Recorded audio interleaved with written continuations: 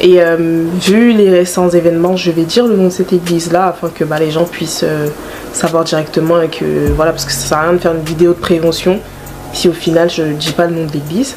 Donc c'est l'église ACER. Je vais vous expliquer pourquoi j'ai quitté cette église, pourquoi aujourd'hui je ne conseillerais pas aux gens d'intégrer cette église, même si on pourrait croire que les choses ont changé depuis, mais non, pas du tout. Donc voilà. Bien sûr, c'est à titre informatif, c'est à titre de prévention. Si vous êtes bien dans votre église, tant mieux. Si vous aimez votre église, tant mieux.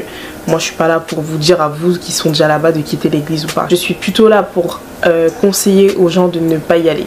Afin de mieux pouvoir vous situer dans l'histoire et de ne pas vous balancer des faits comme ça sans pouvoir vous expliquer pourquoi je l'ai quitté, je vais vous donner quelques éléments de contexte, donc comment j'ai intégré cette église là et ma position dans cette église afin que vous puissiez comprendre la suite. Donc tout ça s'est passé en 2019, je venais d'emménager à Paris. Comme je l'ai dit dans mes précédentes vidéos, je suis étudiante à Paris, j'habite seule dans un logement étudiant, donc voilà, je connais pas grand monde à Paris, voilà, c'est ma vie à moi. Jusque maintenant c'est pareil.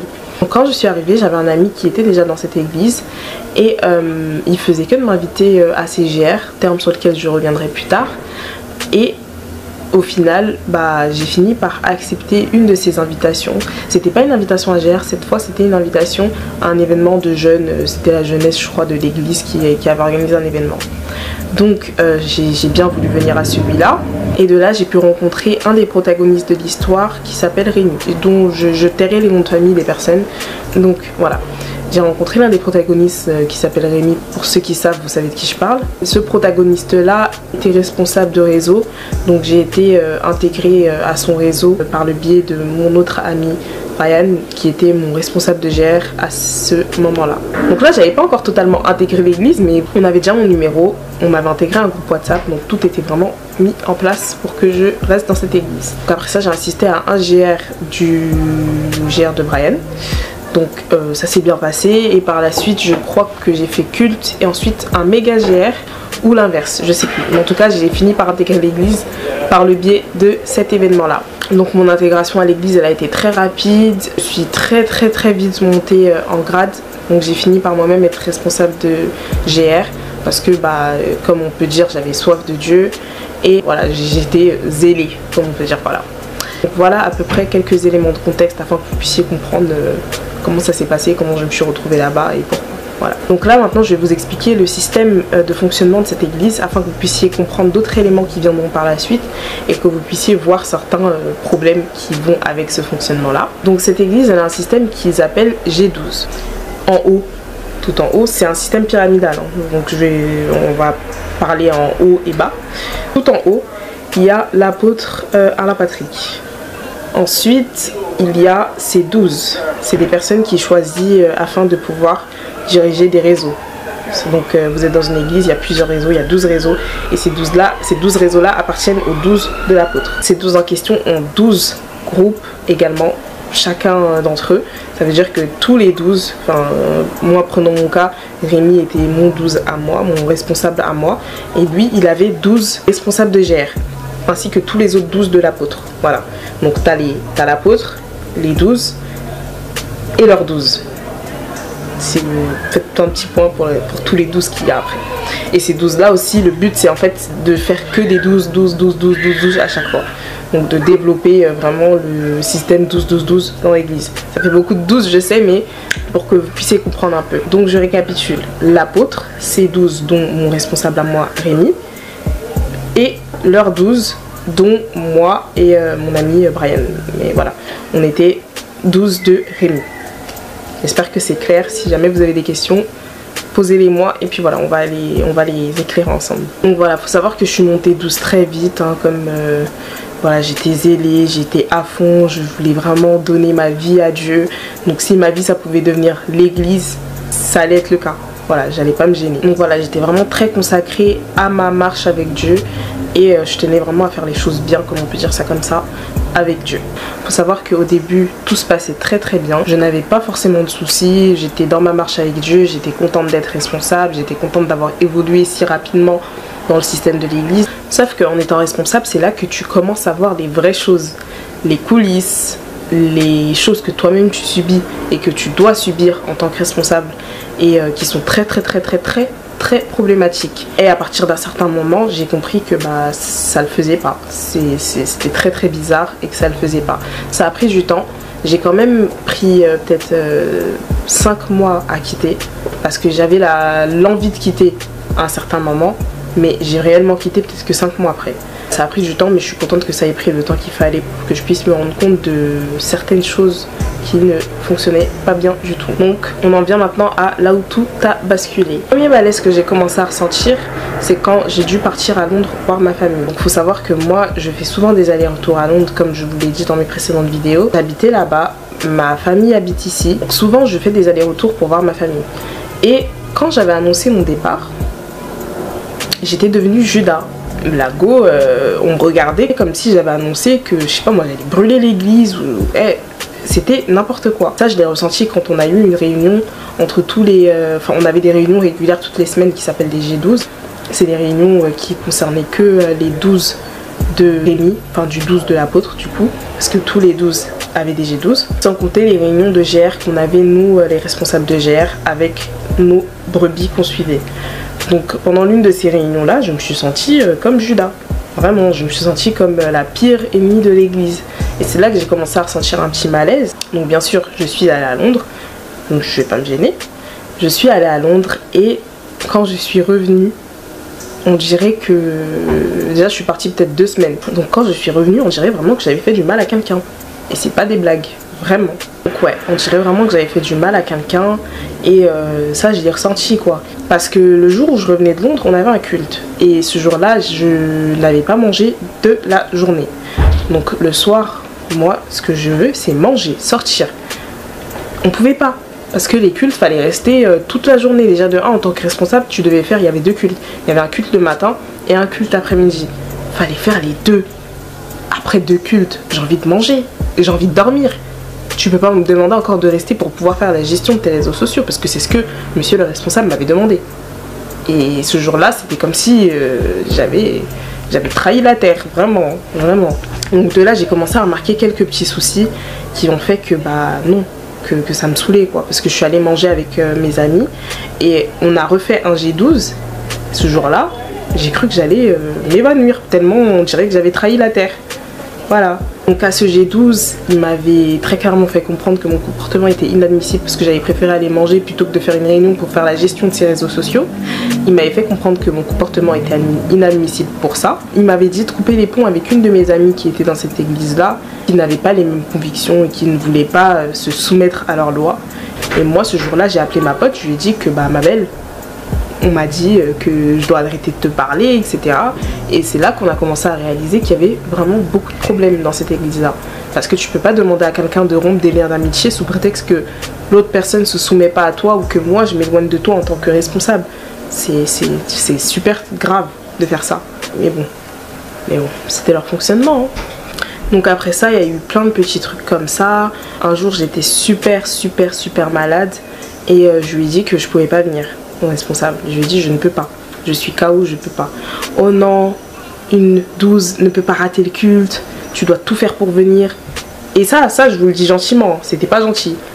C'était que tu sois malade ou pas, Masta tu viens. Il n'y a pas de que tu sois malade ou pas, tu dois être là. J'ai quand même pris le métro, etc. Résultat, je me suis retrouvée à vomir dans les poubelles du métro. Et même quand monsieur, je lui fais signaler que je ne viendrai pas parce que j'ai vomi dans les poubelles du métro, silence radio. Et c'est moi la fautive de ne pas être venue. Et ça, c'est la folie.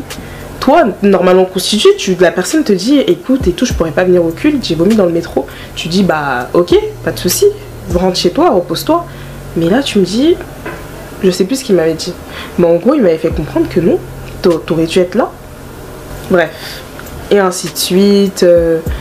C'était des petites piques par-ci, des petites piques en mode je suis déloyale parce que eux là-bas c'était la loyauté aveugle envers tout et n'importe quoi. Donc voilà, c'était les petits t'es un peu déloyale, etc. Bref, plein de petits trucs comme ça. Et puis enfin est arrivé le moment du confinement où là tout s'est passé. Toutes les choses se sont passées et là j'ai compris que je pouvais pas rester là. Donc pendant le confinement, les églises elles avaient toutes fermé. Donc on avait besoin de trouver des solutions pour pouvoir continuer nos réunions de GR, nos G12, nos méga GR, etc. Méga GR, c'était les grands GR avec tout le monde, tout le réseau et des gens qu'on invitait. Donc on cherchait des solutions pour pouvoir continuer ces choses-là sans pouvoir se voir. Et moi je suis rentrée chez mes parents. Donc mes parents qui habitent dans le centre, famille nombreuse, voilà. On passe de seul chez soi à famille nombreuse. Vous voyez un peu la grande différence dans le fait que j'étais pas toute seule, j'avais des choses, des obligations un peu plus reloues parfois, etc. Donc voilà, ça c'était le contexte de ce confinement-là. Bien évidemment, des solutions ont été trouvées. On a pu faire toutes ces choses-là en Zoom, mais ça devenait trop. Ça devenait vraiment, vraiment, vraiment trop. Ça veut dire que toi, tous les 4 matins, tu as une réunion. Et des réunions qui ne durent pas 1 heure, hein. Des réunions qui ne durent pas 2 heures. Parfois, c'est des réunions de 3 à 4 heures. Toi, tu as une famille. Moi, je suis grande sœur chez moi. Donc, quand j'étais là-bas, je devais faire à manger, et parfois la table, et la vaisselle, et tout le tralala. Comment faire tout ça quand tu es en réunion H24 en Zoom? Et en plus, c'est des réunions où tu dois activer la caméra, tu dois parler, tu dois prier, tu dois... Comment? Faut me dire. Donc, de là... Moi j'ai commencé à me dire que je peux pas, c'est trop. Même ma mère et mes parents ils commencent à me dire mais tous les jours des réunions, tous les jours, on vous laisse pas, etc. Et quand tu signales au fait que tu peux pas être là, c'est la fin du monde, t'es bizarre, t'es déloyal, t'es non. Ça devenait beaucoup trop pour moi. Donc à ce moment-là j'ai décidé de tout couper. J'ai d'abord quitté les 12, ensuite j'ai quitté l'église. Donc j'ai quitté les 12 en lui disant que c'était trop de responsabilité pour moi et que je ne pouvais pas. Surtout en pleine période de confinement, c'était beaucoup trop. Et ensuite j'ai quitté l'église parce que en vrai le problème de fond c'était l'église qui ne me convenait pas du tout. En lisant la Bible, en faisant plus de recherches, je me suis rendu compte que ce système là ne me convient absolument pas. C'est un système bizarre et je dois le quitter. Voilà. Donc voilà à peu près mon histoire là-bas. Personnellement j'ai pas vraiment été blessée dans tout ça. Mais le problème est que dans toute cette période-là, je voyais des choses qui ne me concernaient pas forcément directement, mais qui étaient quand même bizarres. Trop bizarres. Donc, comme je vous ai dit, moi j'ai pas eu de grands soucis, mais j'ai remarqué d'autres choses qui se passaient dans l'église et qui ne me convenaient pas du tout. Déjà, on va axer, parce que ça c'est un problème, je suis désolée, mais un tas d'offrandes. Des offrandes tout le temps. Et des offrandes qui ne sont pas minimes, c'est pas des offrandes de 20 €, de 50 €, c'est des offrandes à 5-6 chiffres. Vous vous rendez compte? Et tout ça pour une personne ou deux, mais des hommes de Dieu, comme on dit là, les hommes de Dieu de l'église. Donc il y avait une incitation profonde à faire l'offrande. L'offrande était placée à un niveau, franchement, je saurais même pas le qualifier. Si tu ne faisais pas d'offrande, t'étais moins bien vu. Très moins, enfin, c'est bizarre ce que je vais dire, mais beaucoup moins bien vu que ceux qui en faisaient. Voilà. Si tu ne faisais pas d'offrande, c'était beaucoup moins bien vu que si tu en faisais. Surtout en tant que 12, il faut savoir que les offrandes, fallait en faire. Dieu merci, j'en ai pas fait. Ils peuvent me traiter de rat, ça se trouve ils m'ont traité de rat, je sais même pas. Mais j'en ai jamais fait de grosses offrandes comme ça, parce que non, j'ai une famille en fait, non. Puis moi-même j'habite seule et j'ai des choses à gérer. Je taffe pas, je suis étudiante, non. Je ne pouvais pas m'amuser à jeter mon argent dans ce genre de choses. Mais voilà, ça allait de la plus petite offrande à la plus grosse. Mais l'offrande avait vraiment une très grande place dans la vie de cette église-là. Il faut savoir que des jeunes se retrouvaient à donner et des sommes et des choses matérielles à des personnes comme Rémi ou l'apôtre, etc. Alors que ces personnes-là n'avaient pas forcément de quoi leur donner. Beaucoup étaient des offrandes que moi je pourrais qualifier de sacrificielles parce qu'ils n'avaient pas de quoi faire ces offrandes-là. Et vraiment. Et c'était trop. C'était beaucoup trop. C'était bête limite de faire autant d'offrandes à des personnes comme ça. Même si on les appelle les hommes de Dieu. C'était super bête. Et ce que je trouve malsain là-dedans, c'est que ces hommes de Dieu-là prennent les offrandes. Donc par exemple, quelqu'un va te faire une offrande, tu sais très bien que la personne n'a pas autant pour te faire l'offrande, mais tu l'acceptes. Je trouve ça super malsain. Personnellement, après les autres gens pourront penser ce qu'ils veulent, mais moi je trouve ça super malsain. Dites-vous tellement l'offrande a une grande place. Un jour, il y a la femme de l'apôtre qui avait fait une prédication où elle disait mot pour mot, quand vous laissez l'enfant aller faire l'offrande. Arrêtez de lui donner des petites pièces, etc. Faut apprendre à lui donner des billets de vin, etc. Pour qu'en fait, il apprenne à faire de grosses offrandes. Mais ça va pas. Et le pire, c'est que personne dans l'église se rend compte du problème que pose ce genre de paroles. Personne se dit... c'est un peu bizarre ça, pourquoi je donnerais des billets de vin à mon enfant pour aller mettre dans l'urne? Pourquoi? Donc voilà, premier problème que j'ai rencontré, l'offrande. Deuxième problème, le culte de la personnalité. Et des personnalités du moins ce qui me concerne, je sais pas ce qui se passait dans les autres réseaux, mais moi j'ai vu dans mon réseau à moi et dans l'église en général, le culte de la personnalité de Rémi et de l'apôtre. Comment vous pouvez aduler autant quelqu'un? Il faut savoir que les gens de l'ACER, aujourd'hui je crois, vu qu'il y a eu plusieurs spaces récemment là concernant l'ACER, il y a plein de gens qui ont enlevé, dans leur bio ils avaient écrit Son of Rémi, etc. Pourquoi? Pourquoi? Et ça passe pas seulement par ça, hein, pas seulement par Son of, c'est aussi tout un tas de choses à respecter. Lui, je crois que c'est un 9-8, hein. Enfin, un 9-8, un truc comme ça, je sais plus. Mais t'as pas le droit de l'appeler par son prénom. Tu dois l'appeler Respo, ou Dad, ou mon père, ou peu importe. Mais t'as pas le droit de l'appeler par son prénom. Et ainsi de suite. Tout un tas de façons, en gros, de s'adresser à lui, de se comporter face à lui. Mais ça frôle l'idolâtrie. Vraiment, ça frôle, un tout petit peu. Après bon, je suis personne pour juger, hein, mais ça frôle. Moi je trouvais qu'il y avait vraiment un culte de la personnalité incroyable. Pour lier ça et l'argent, et le fait qu'ils aimaient trop l'argent là-bas, les hommes de Dieu, un jour, c'était l'anniversaire de l'apôtre. Je vais mettre le screen si je le retrouve ici. Si je le retrouve pas, je suis désolée, mais en gros c'était son anniversaire. Ils ont envoyé une liste, il y avait écrit argent, argent, argent, argent, argent, des emojis argent, avec des parfums, etc. En plus des parfums ils puaient. Bref, tu vois ça, tu te dis, tout ça pour lui? Tout ça pour lui c'est qui? Même vos darons, vous leur faites pas des cadeaux comme ça, mais à lui on va lui faire. Wesh, arrêtez, arrêtez. Puis ça me fait trop mal aussi de voir mes frères et sœurs noirs là de se comporter comme des esclaves limite devant un blanc comme ça. Enfin, désolé, c'est pas un problème de race, hein, mais c'est trop bizarre. C'est la même façon dont à chaque fois vous parlez de Cospiel, etc. Lui il est pareil. Ça veut dire que c'est trop bizarre. C'est vraiment trop malsain et bizarre. Donc voilà le deuxième problème que j'ai constaté dans cette église là. Ensuite, le manque, ou même pas le manque, l'absence de liberté d'expression. On n'a pas le droit de s'exprimer. Un avis est opposé à l'église ou aux responsables, à sa façon de penser, etc., ou au système de pensée de l'église en général. Tu es un maudit. Mais un maudit, t'as peur. Tu es un maudit. Et ça, je trouve ça effroyable. Désolé, hein, désolé du terme, mais c'est effroyable. Parce que comment ça se fait, on est dans une église, toi ton interprétation c'est la mienne, tout ce que tu penses je dois penser aussi, tout ce que tu fais je dois faire comme toi, tout ce que tu es je dois être aussi. C'est pas possible. C'est pas possible. Ça veut dire que moi par exemple en étant 12, je me suis rendu compte que bah si il posait une question ou s'il avait un avis et que tu disais pas oui amen, oui non non non, et que tu n'étais pas d'accord avec lui, ça posait problème. Donc c'était que des oui, amen, hein, oui, oh, rebochata. Je vais parler de ça aussi, tu parlais en langue de la façon. Bref, si tu n'étais pas d'accord avec lui, t'étais chelou. Et c'était trop. Enfin, il y a certaines choses que je peux pas dire sur YouTube, je crois, mais c'était trop. Il n'y a pas à être comme ça avec les gens. Tu peux pas courir, lécher des potes comme ça aux gens. Tu peux pas faire ça. Un jour même, ils ont une émission comme ça que Rémi il a fait, je sais plus. Je sais plus comment ça s'appelle, mais une émission comme ça sur leur chaîne là, et j'ai vu, je suis tombée et tout sur un épisode parce que j'étais abonnée à leur chaîne sur YouTube et j'ai regardé cet épisode là.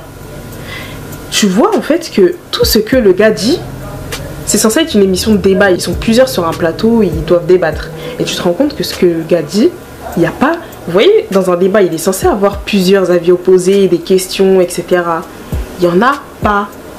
Là c'est oui, amen, oui je pense aussi, oui ceci, oui cela, oui cela. C'est pas une émission pour débattre, c'est pas une émission où tu as certains avis différents. C'est une émission où un groupe s'est rassemblé pour suivre le gourou qui a des idées. On est juste là pour dire oui, oui, oui, oui, oui, oui, oui.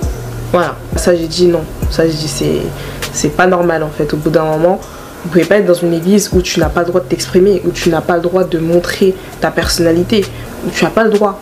C'est pas normal. Pour moi, c'est pas normal. Après, chacun encore une fois sa façon de penser, peut-être pour eux c'est normal, mais pour moi c'est une chose que je dois dénoncer dans cette église là. Et il y a tellement de choses à dire, je sais pas si j'aurai le temps de tout dire, mais je vais essayer de raccourcir ces choses là parce que vraiment il y a trop de choses à dire, vraiment. Voilà, pour le manque de liberté d'expression. Ensuite, je pourrais dire qu'il y a aussi l'enfermement social, dans le sens où tu n'as le droit de ne rien faire qui ne concerne pas l'église. Les amis, t'en as beaucoup moins qui sont en dehors de l'église. L'activité, la famille, beaucoup moins qui ne concernent pas l'église. Et ça, c'est considéré comme normal. Ta vie, ça devient l'église, ta vie, tes amis, ton travail, limite, ça devient l'église. Et ça, j'en ai subi les frais parce que, par exemple, j'étais en licence.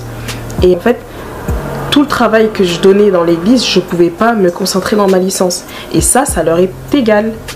Ça leur est égal, vraiment.